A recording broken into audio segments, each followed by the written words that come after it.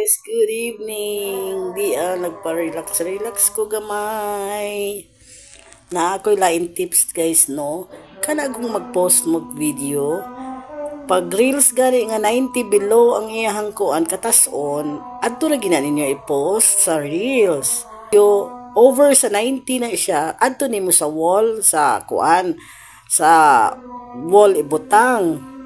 Kay lain-lain man na sila og kuan kanang portion nga ipabutangan nimo ba. Tapos pag pictures pod, dito pod nimo ibutang na sa wall ang pictures i-post. Dili na siya pwede nga ang picture hinangon nimo siya og reels.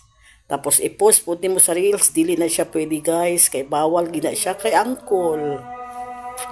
Ana lang guys kay naana siya mga mauna siya ang guidelines nga ginahatag ni angkol para dali ra mo ma-monetize kay tinabangay lang ta kay luoy mo pod kung na ako'y nakita 20 followers na isan more than pa ang uban tuhantod ron wala pa jud na monetize kay napansin ako naa sila yung mga ingana nga mga sayop.